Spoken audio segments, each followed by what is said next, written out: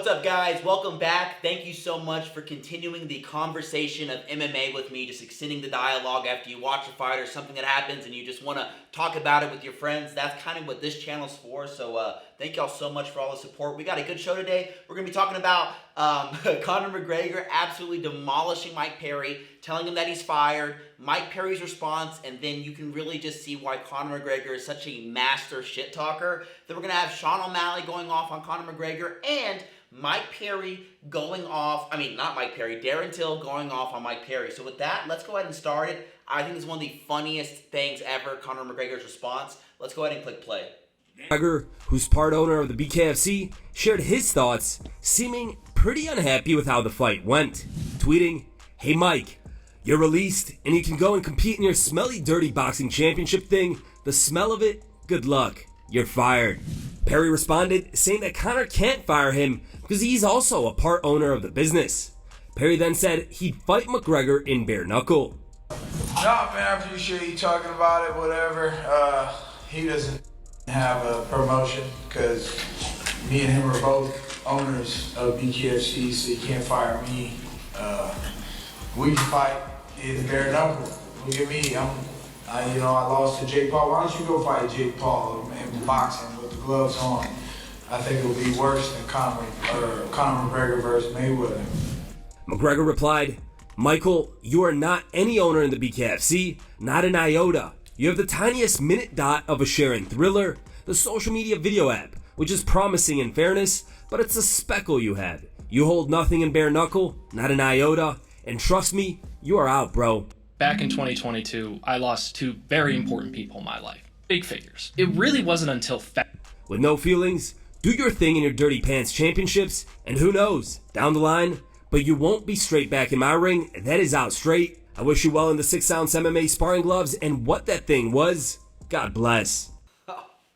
Oh my gosh, man. It's so funny. Conor McGregor, he's so fast with it. He's an intelligent businessman as well, too, and a master promoter. And I just love, it's like, you don't own one iota of this dude. Mike Perry, you're confused in your own investments. You are part owner in freaking Thriller, not BKFC. It's David Fieldman. Conor McGregor's a minority owner, but he still owns a nice amount. It's been speculated Conor McGregor owns about 30% of the BKFC. And, man, I just thought this is so funny. Mike Perry's like, "You can't fire me. We're partners." And Conor McGregor's like, "What the fuck are you talking about? No, we are not." And I just thought this is super entertaining. Like, I feel really bad for Mike Perry. Like, he got beat up by Jake Paul, which kind of obvious. I think a lot of people knew that was going to happen, except for the fact that at least I didn't think that Jake Paul was going to knock out Mike Perry. Did not see that happening, but I did see Jake outboxing Mike Perry for at least the beginning rounds. And then I was imagining Mike Perry to start having success in the later rounds because Jake Paul, theoretically speaking, because of the bare knuckle experience, wouldn't be able to knock out Mike Perry, in 10-ounce or 14-ounce gloves. So, obviously I was wrong on that, but yeah, this is pretty funny. I don't mean to kick him down while he's bad, but I just want to go over this call out. And then also, I want to go over Suga O'Malley talking some shit about Conor McGregor, which I think a lot of it is valid. Conor McGregor and Suga O'Malley have gone back and forth over when Ryan Garcia got popped for Osterine, and then also he got popped for Nandrolone. I can't say that the best. I got a speech impediment, but essentially it's Deca, or it is a different ester of Deca is what he was taking. So what it does, it goes in your body, it increases your freaking testosterone, all estrogen, prolactin as well too. So make sure, Ryan Garcia, you're taking an AI so you don't get gyno. Speaking about gyno, if y'all want to get gear, the best gear with the best reviews, click my link down below. That's napgear.com. Click my link below. That's napsgear.com for the best reviewed gear on the market. With that, let's go ahead and get right into Suga O'Malley. It started when McGregor laughed at O'Malley for claiming that his positive tests for Osterine were potentially due to cross-contamination. So I got suspended a couple years ago, and it always drove me crazy anytime people would bring it up because like, "You did steroids." I didn't do shit.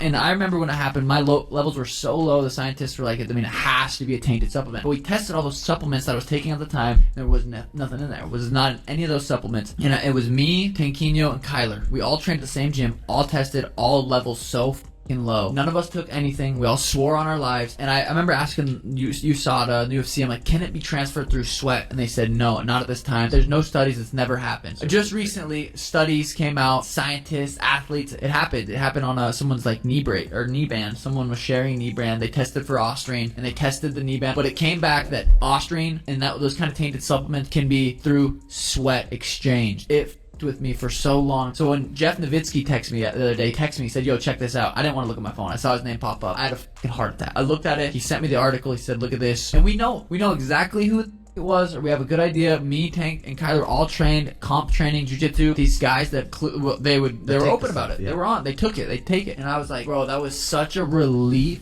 After McGregor responded by posting a laughing emote, O'Malley had enough of McGregor's trolling, responding by writing, I miss the old Conor. Sad face. You fell off, bud. Still a fan, though. I actually don't care you are 1-4 in your last 5. I'm still as excited to watch. Hope the toe is feeling better. Followed up with, Conor isn't in anyone's GOAT talk. Entertainment, yes, but skills, no. Has a really good left hand, shit cardio, weak jits, decently athletic, mentally weak, drug addict, needs rehab, 1-4 in last 5 fights. Still a fan, though. Hope toe heals up. This video is powered by Buzz Brands, guys. Visit buckabuzz.com, buckabuzz.com, link in the description. Type in bear in the notes when you're making a purchase. That's BEAR, buckabuzz.com. They offer high quality, low dose THC products at an affordable price point, guys. There's no paranoia. This is the best way to be a functional stoner, which is absolutely what I am. Take this with the family, take this in the bedroom, take this when doing your sports, guys. It's the best way to spend $5. This is for someone with a low tolerance, or someone who is new to marijuana, or who's like me and just takes a lot of tolerance breaks. Now let's get back to the show.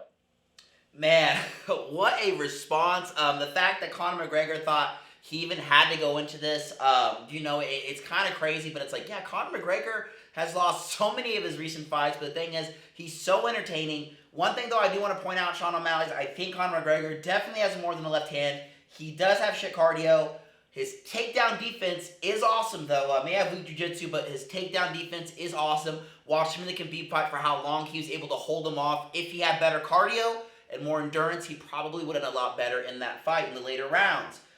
Still a fan, though. I am absolutely a fan of Conor McGregor. His distant management, it's like he knows where his punches are going to land. His accuracy is insane. I mean, that's some of the reasons why he has those amazing highlights in featherweight and also in lightweight when he fought, who was that, Alvarez? When he went up to get the lightweight belt real quick.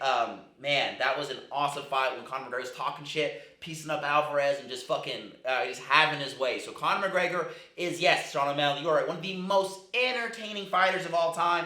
Now, going back to the Ostrine, if y'all aren't familiar with that, Ostrine is a SARM, a selective androgen receptor modulate. Essentially what SARMs are is they play on the same androgen receptors that your steroids do, like whether it's testosterone, DECA, whatever the fuck you're taking, Tren, and hopefully you're not taking Tren. And so it is like a milder version of steroids. There's less androgenic to an anabolic ratio. Androgenic is bad side effects. Anabolic is good side effects like growing. Androgenic is like your dick not working, gyno, acne, hair loss, all that good stuff. So SARMs has a high efficacy of anabolic to a low androgenic level, but the anabolic may be higher than the lower androgenic ratio for steroids, but it is like a 100th of the strength of steroids. So Ostrine is proven to be great for endurance, and so are a lot of other SARMs, also for recovery and things like that, so it is a great thing to use. Also, though, a lot of supplements actually are tainted. It is a real thing. I used to work at GNC and was a manager there for a couple of years, and I can't tell you how many athletes or like people in the military, yada yada, will come over here and bitch saying that they have tainted supplements from GNC. What it is, allegedly from GNC, what it is that the FDA does not regulate the products or the market. So they can literally just buy like clay sand, get an LLC, pump it out there, and say, hey, this is protein powder. And so that's what it is.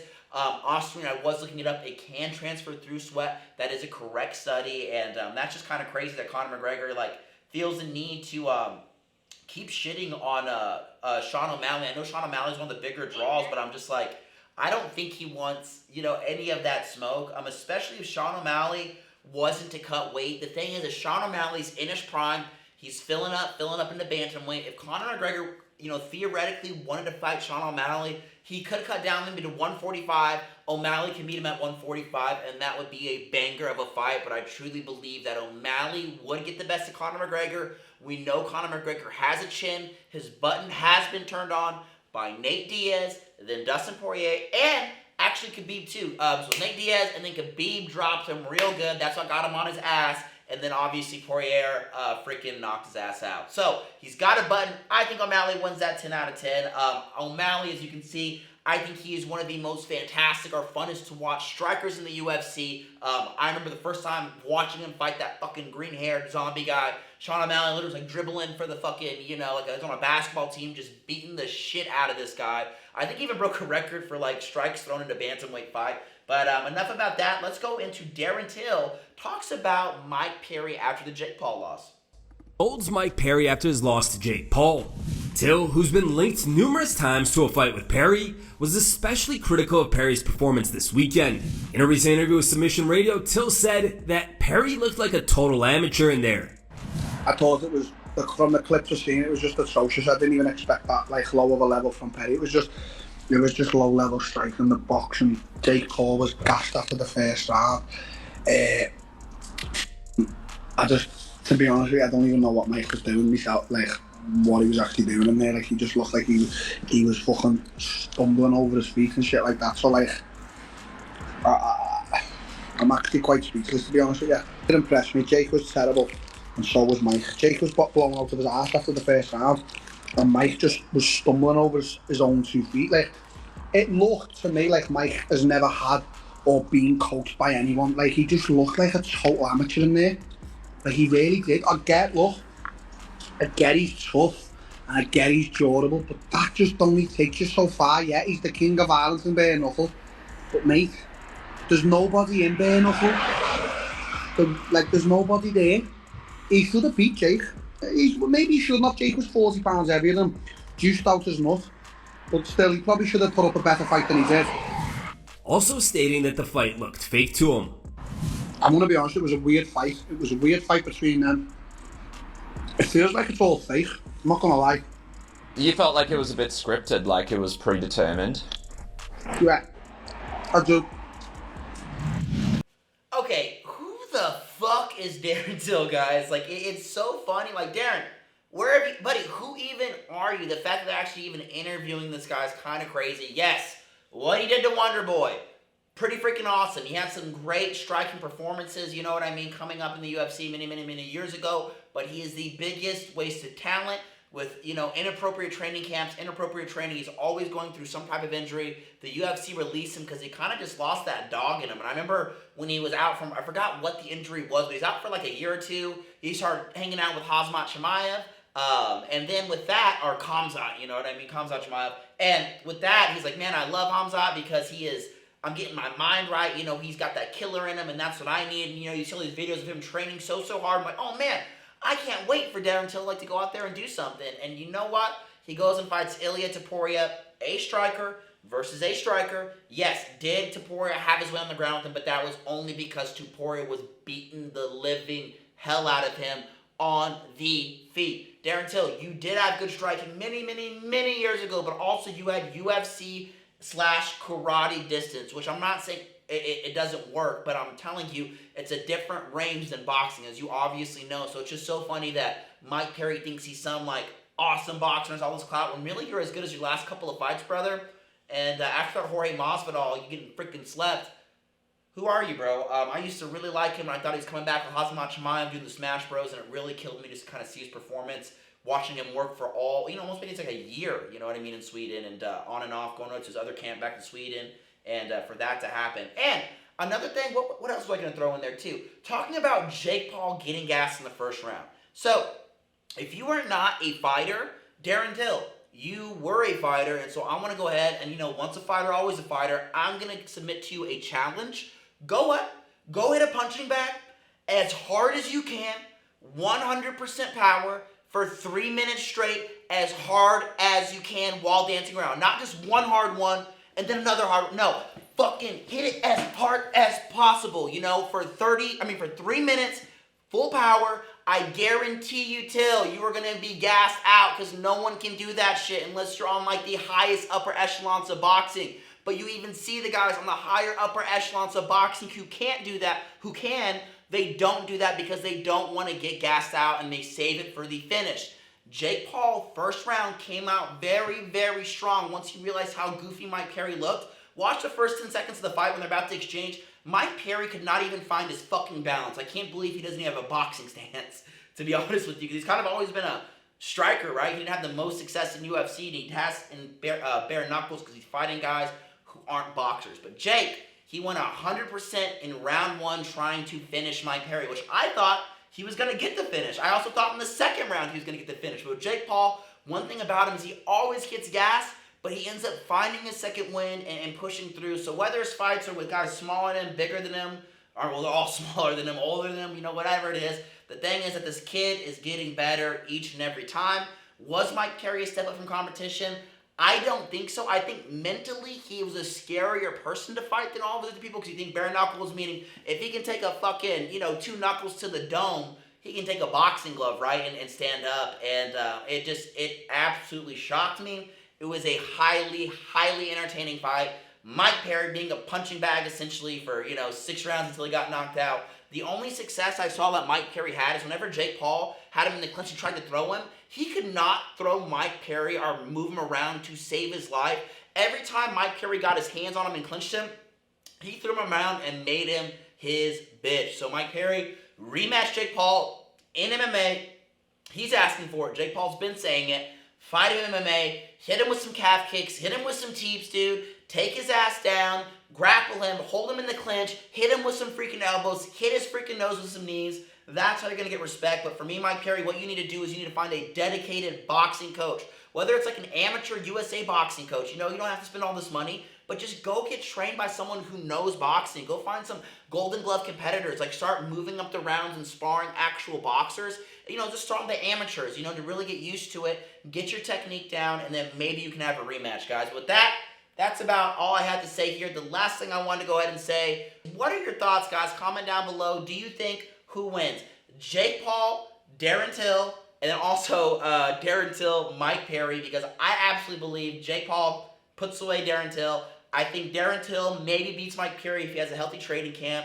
And then Conor versus O'Malley, you already know. I think that O'Malley is going to win. But I think the reason why, I want to put this little tidbit in here before I close off. The reason why McGregor had that broken toe and didn't fight is because they're saving him for the Sphere. I'm leaving it there, guys. Thank y'all so much for the support. Love y'all. I'm out. Peace.